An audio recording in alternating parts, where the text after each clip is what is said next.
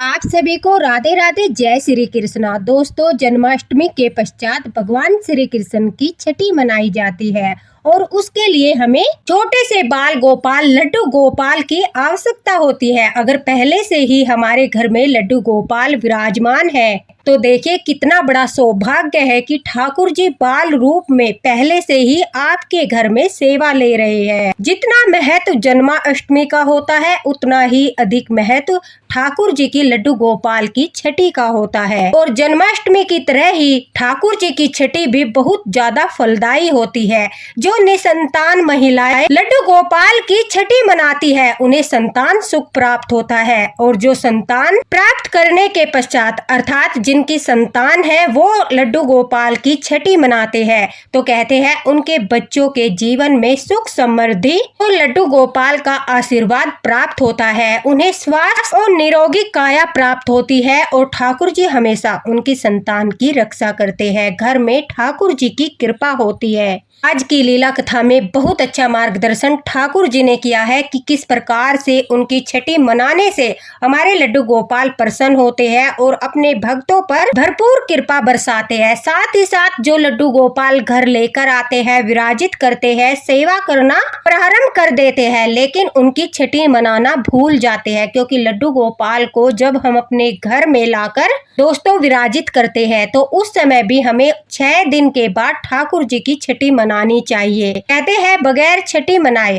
ठाकुर जी जो है पूर्ण रूप से जागृत नहीं होते। अगर आपसे यह भूल चूक हुई है, आप लड्डू गोपाल लेकर आए हो और आपने उनकी छठी उस समय नहीं की थी तो जन्माष्टमी पर जो छठी आती है उस दिन छठी पूरी विधि विधान से करने के पश्चात आपको जो है ठाकुर जी की कृपा प्राप्त होना शुरू हो जाता है। अगर आपको अभी तक भी लड्डू गोपाल की सेवा करते हुए उनकी कृपा प्राप्त नहीं हो रही है तो लीला कथा को अंत तक अवश्य ही सुनना। आपको पता चल जाएगा कि किस प्रकार से छठी मनाने से आपको ठाकुर जी की कृपा प्राप्त होगी, जैसा कि एक लड्डू गोपाल भक्त नीलम जी को प्राप्त हुई। और कहते हैं जो गर्भवती स्त्रियां ठाकुर जी की छठी मनाती है, लड्डू गोपाल की छठी मनाती है तो उन्हें ठाकुर जी लड्डू गोपाल पुत्रवती होने का आशीर्वाद देते हैं। तो दोस्तों लीला कथा को अंत तक अवश्य ही सुनना। नीलम जी कहती है कि उनकी शादी को काफी समय हो चुका था लेकिन अभी तक उन्हें संतान प्राप्ति नहीं हुई थी। फिर उन्हें लड्डू गोपाल की सेवा के बारे में पता चला कि अगर ठाकुर जी की सेवा करते हैं, लड्डू गोपाल की सेवा करते हैं तो ठाकुर जी संतान सुख प्रदान करते हैं। उसके पश्चात नीलम जी ने लड्डू गोपाल को अपने घर में विराजित किया और उनकी सेवा करना प्रारंभ कर दिया। लेकिन नीलम जी कहती है उन्हें नहीं पता था कि ठाकुर जी को विराजित करने के पश्चात 6 दिन के बाद उनकी छठी मनानी चाहिए। उसके पश्चात ही हमारे ठाकुर जी अपने घर में लीलाएं करना प्रारंभ करते हैं। कहते हैं हमारे ठाकुर जी ने छठी के बाद ही अपनी कृष्ण लीलाएं करना प्रारंभ किया था।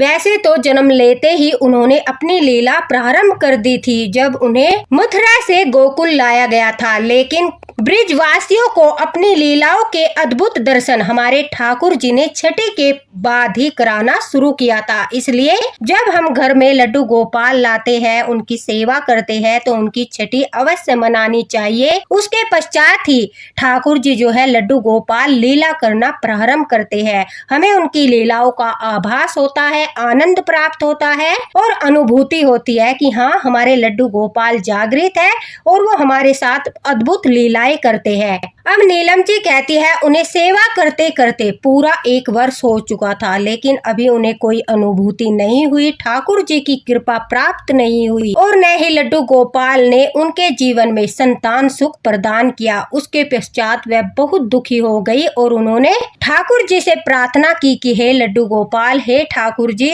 मेरी सेवा में कहाँ पर भूल चूक हो रही है, कृपा करके मेरा मार्गदर्शन कीजिए। नीलम जी कहती है कि उस समय ज्यादा लोग लड्डू गोपाल की सेवा नहीं करते थे, सिर्फ जन्माष्टमी मनाते थे और छठी के बारे में कुछ ज्यादा ज्ञान नहीं था। आसपास के लोग भी लड्डू गोपाल की सेवा नहीं करते थे। जिससे उन्हें लड्डू गोपाल की छठी के बारे में कोई ज्ञान प्राप्त होता। लेकिन लड्डू गोपाल की ऐसी कृपा हुई। नीलम जी कहती है कि वो किसी फंक्शन में गई थी, वहां पर उन्हें एक लड्डू गोपाल भक्त मिली, तो उनके सामने वो अपने लड्डू गोपाल की लीलाएं बताने लगी। उस समय नीलम जी ने कहा कि मेरे ठाकुर जी ने मेरे साथ अभी तक कोई भी लीला नहीं की। पता नहीं मेरे ठाकुर जी मेरी सेवा से प्रसन्न है या नहीं, पता नहीं मेरे लड्डू गोपाल जागृत भी हुए हैं या नहीं। मैंने उनकी स्थापना तो अच्छे से की थी, लेकिन पूरा 1 वर्ष हो गया, ठाकुर जी ने मुझे सौपन में दर्शन भी नहीं दिया और अपनी लीला का कोई आभास भी नहीं कराया। नीलम जी कहती है कि उस समय जन्माष्टमी आने वाली थी और उसके पश्चात ही ठाकुर जी की छठी का उत्सव मनाया जाता है। तो उन लड्डू गोपाल भक्त ने नीलम जी को ठाकुर जी की छठी के बारे में बताया। उन्होंने कहा, अरे तुमने लड्डू गोपाल को विराजित करने के पश्चात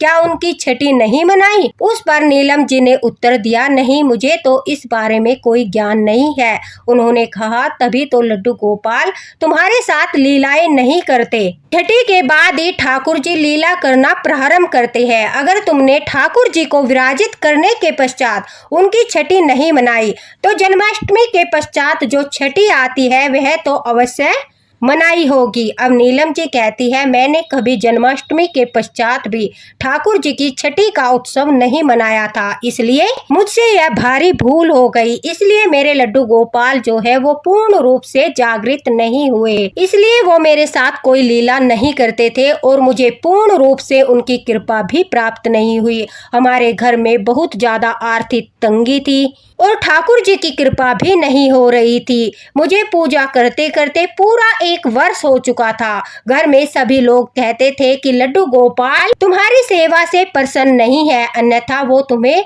अवश्य ही अपना आशीर्वाद प्रदान करते। तुमसे कोई भूल हो रही है। लड्डू गोपाल के मार्गदर्शन के द्वारा उन लड्डू गोपाल भक्त ने नीलम जी को छठी की सारी विधि बताई। दोस्तों, लड्डू गोपाल की छठी के दिन ठाकुर जी को सुबह सवेरे उठाकर उन्हें जो है दूध से स्नान कराया जाता है। आपके जितने भी बड़े विग्रह हैं, यानी आपके 2 नंबर के, 5 नंबर के, 12 नंबर के, 14 नंबर के, यानी जितने भी बड़े विग्रह हैं उसी के अनुसार आपको दूध लेना है। एक पात्र में दूध लेकर उसमें तुलसी दल डालकर आपको ठाकुर जी को 3 बार या फिर 5 बार अपने हाथों में लेकर, हथेली में लेकर, अगर बड़े विग्रह है तो अच्छे से अपने हाथों में पकड़कर उन्हें डुबकी लगानी है। दूध इतनी मात्रा में होना चाहिए कि ठाकुर जी अच्छे से आराम से उसमें डुबकी लगा सके। और जो दूध होता है ठाकुर जी की जिसमें डुबकी लगवाई जाती है उसमें तुलसी दल डालना अत्यंत अनिवार्य है, क्योंकि तुलसी दल के बगैर अगर आप उस दूध से स्नान कराओगे तो ठाकुर जी प्रसन्न नहीं होंगे। तुलसी दल उनका बहुत प्रिय है, इसलिए उस दूध में आपको तुलसी दल जरूर डालना है। ठाकुर जी को डुबकी लगवाने के पश्चात जो वो दूध होता है उसे आपको अलग रख लेना है। फिर ठाकुर जी को दूसरे पात्र में साफ जल से स्नान कराना है। उस जल में भी आपको तुलसी दल डालना है और जो दूध है वो अमृत दूध कहा जाता है। उसके बारे में भी मैं आपको विस्तार से बताती हूँ। देखिए, अगर आप गर्भवती हो और उस समय आप ठाकुर जी की डुबकी लगाए हुए दूध को प्रसाद के रूप में ग्रहण करती हो तो आपको ठाकुर जी के आशीर्वाद से तेजस्वी संतान की प्राप्ति होती है। और अगर आप ठाकुर जी की संतान प्राप्ति के लिए छठी मना रहे हो और उस दूध से खीर बनाकर, चाय बनाकर या फिर दूध गर्म करके प्रसाद के रूप में ग्रहण करते हो तो आपको ठाकुर जी आशीर्वाद के रूप में संतान सुख प्रदान करते हैं। वो स्वयं आपके घर में पुत्र रूप में आते हैं। अगर आप संतान होने के पश्चात ठाकुर जी की लड्डू गोपाल की छठी मनाते हो तो आपकी संतान के जीवन में सुख समृद्धि और खुशियां आती है, उन्हें निरोगी काया मिलती है और साथ ही साथ उनका मानसिक विकास बड़ी तीव्र गति से होता है। ठाकुर जी का साथ हमेशा बना रहता है और लड्डू गोपाल की कृपा हमेशा आपके बच्चों के ऊपर रहती है। तो अपनी संतान को वो छठी का दूध जो होता है उसे छठी का दूध बोलते हैं, जिसमें ठाकुर जी को डुबकी लगवाते हैं। उस दूध से प्रसाद बनाकर या फिर डायरेक्ट गर्म करके आप उस दूध को अपने बच्चों को प्रसाद प्रसाद के रूप में अवश्य दीजिए। यही वो दूध होता है अमृत दूध, छठी का दूध जिसे कहते हैं। इसको आपको विसर्जित नहीं करना है, न ही प्याज लहसुन की चीजों के साथ इसका सेवन करना है, अन्यथा ठाकुर जी के प्रसाद का अनादर होता है। दोस्तों, छठी मनाने के लिए अगर घर में लड्डू गोपाल है तो बहुत ही बड़े सौभाग्य की बात है। लेकिन अगर आपके घर में लड्डू गोपाल नहीं है, आप सेवा नहीं करते, फिर भी आपको यह छठी मनानी चाहिए। उसके लिए आप भगवान श्री कृष्ण के बाल स्वरूप की फोटो को एक चौकी पर रखकर लाल कपड़ा बिछाकर उस पर आप पूरी छठी की पूजा कर सकते हो। ठाकुर जी को स्नान कराने के पश्चात ध्यान से सुनना, आपको जो है उनका श्रृंगार करना है। छठी के दिन ठाकुर जी को पीले रंग की ही पोशाक धारण कराते हैं, इसलिए ठाकुर जी को पीले रंग की पोशाक धारण करके उनका श्रृंगार कीजिए। और सबसे जरूरी जो होता है, छठी के दिन ठाकुर जी को नजरिया पहनाई जाती है, पायल पहनाई जाती है। अगर आप पायल लाने की सामर्थ्य नहीं रखते चांदी की, तो आप सिर्फ और सिर्फ नजरिया खरीदकर जो बच्चों को पहनाते हैं छोटी सी, वो नजरिया जो है ठाकुर जी के हाथों में बांध दीजिए। छठी के दिन ठाकुर जी को तगड़ी भी पहनाई जाती है, जो हम छोटे बच्चों को पहनाते हैं काले रंग की, वो तगड़ी ठाकुर जी को पहनाई जाती है छठी के दिन। उसके पश्चात घी का दीपक जलाकर ठाकुर जी की पूजा आरती करनी चाहिए। जो आप घी का दीपक जलाते हो उस पर आपको ठाकुर जी के लिए एक चम्मच लेकर काजल भी बनाना है और काजल लगाने की रस्म भी करनी है। छठी के दिन ठाकुर जी को अगर हम काजल बनाकर उसका टीका लगाते हैं तो हमारे ठाकुर जी को कभी भी किसी की नजर नहीं लगती। साथ ही साथ हमारी ठाकुर जी की सेवा पर किसी की नजर नहीं लगती और जो है उनका सुंदर रूप, हमेशा मुस्कुराता हुआ रूप दिखाई देता है। तो ये कार्य आपको अवश्य ही करने हैं। ठाकुर जी को नजरिया पहनानी है, तगड़ी पहनानी है और जो दिया आप लगाते हो, छठी का दिया जिसे बोलते हैं, उस पर काजल को फाड़कर आपको ठाकुर जी के नेत्रों में प्रेम से काजल लगाने की रस्म करनी है। यह सब करने के पश्चात आपको ठाकुर जी को पीले चंदन का तिलक करना है और फिर ठाकुर जी को उनका प्रिय भोग यानी कढ़ी चावल का भोग, जो हमारे ठाकुर जी को बहुत अधिक प्रिय है, छठी के दिन ठाकुर जी को कढ़ी चावल का भोग लगाया जाता है। अगर किसी कारणवश आप कढ़ी चावल नहीं बना सकते दोस्तों, तो फिर आप ठाकुर जी को खिचड़ी का भोग छठी के दिन लगा सकते हो। मूंग की दाल और चावल को मिक्स करके आप खिचड़ी बनाकर उसका भोग भी छठी के दिन ठाकुर जी को लगा सकते हो। लेकिन जो भी भोग आप ठाकुर जी को लगाओ, कढ़ी चावल का या खिचड़ी का, उसमें आपको मक्खन अवश्य डालना है, जो हमारे ठाकुर जी का बहुत ही प्रिय भोग है। मक्खन मिश्री का भोग और फलों में पीले रंग के फल का भोग ठाकुर जी को लगाना है। कोई भी पीले रंग की मिठाई ठाकुर जी को आपको अवश्य भोग लगानी है। कढ़ी चावल के साथ साथ आप मीठी दही का भोग भी छठी के दिन ठाकुर जी को लगा सकते हो। उसके पश्चात ठाकुर जी की पूजा आरती करके, नाम जाप करके लास्ट में आपको क्या करना है, अगर आपके पास पीली सरसों है तो एक मुट्ठी में आप पीली सरसों लीजिए। अगर आपके पास जो है राई है, राई भी आप ले सकते हो हाथ में लेकर। अगर आपके पास सरसों नहीं है, फिर आप जो है एक मुट्ठी नमक लेकर ठाकुर जी के ऊपर को 7 बार वार कर, जिस हाथ में लड्डू है उधर से लेकर आपको दूसरी तरफ तक ठाकुर जी की नजर उतारनी है। 7 बार ठाकुर जी के ऊपर से कोई भी वस्तु आपके पास हो, नमक हो, सरसों हो पीली या फिर राई हो, उसे ठाकुर जी की नजर उतार कर आपको जो है उसमें से कुछ राई, सरसों या फिर नमक जो छठी का दिया जलाया है थोड़ा सा उसमें डालना है। बाकी आपको अपनी बालकनी में जाकर या फिर छत पर जाकर चारों दिशाओं में फेंक देनी है। ऐसा करने से आपके घर की नेगेटिव एनर्जी तो दूर होती ही होती है दोस्तों, साथ ही साथ हमारे लड्डू गोपाल को कभी भी किसी की नजर नहीं लगेगी। आपके पूजा पाठ को कभी किसी की नजर नहीं लगेगी और ठाकुर जी की यह नजर उतारकर आप उनकी शक्तियों को जागृत करते हो। कभी कभी क्या होता है, आपने देखा होगा हमारे लल्ला श्रृंगार करने के बाद इतने सुंदर लगते हैं कि हमारी दृष्टि उनके ऊपर से नहीं हटती। कभी कभी हमारी स्वयं की नजर भी हमारे ठाकुर जी को लग जाती है। तो छठी के दिन आप यह नजर दोष को दूर कर सकते हो, या तो हमारी नजर हो या बाहर वाले की हो।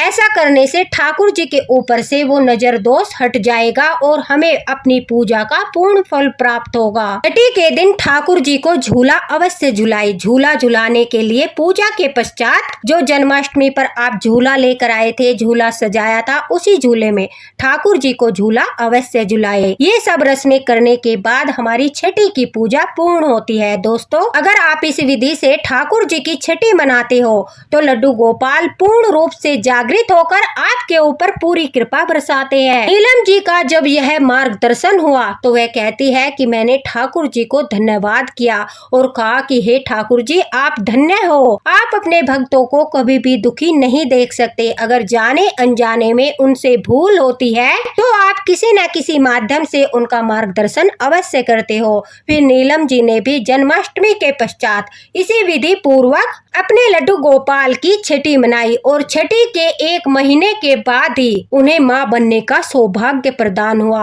वह कहती है कि उनके घर में जितनी भी आर्थिक तंगी थी वो सब दूर हो गई। ठाकुर जी की कृपा बरसने लगी। लड्डू गोपाल रोजाना घर में लीलाएं करने लगे। लड्डू गोपाल की कृपा घर में बरसने लगी। सौपन में भी ठाकुर जी उन्हें दर्शन देने लगे। उन्हें विश्वास नहीं हो रहा था कि इतने सालों से वो लड्डू गोपाल की सेवा कर रही थी, लेकिन उन्हें यह पुण्य फल प्राप्त नहीं हो रहा था। और लड्डू गोपाल की छठी मनाते ही वह कहती है कि एक के बाद एक चमत्कार घर में होने लगे। लड्डू गोपाल की एक के बाद एक लीलाएं होने लगी और उन्होंने मुझे माँ बनने का सौभाग्य भी प्रदान किया। मेरे घर में खुशियाँ ही खुशियाँ भर गई। घर के सभी लोग बहुत ही प्रसन्न थे। घर में सभी लोग बहुत ज्यादा लड्डू गोपाल से प्रेम करने लगे। ठाकुर जी की कृपा प्राप्त करके हमारा पूरा परिवार धन्य हुआ।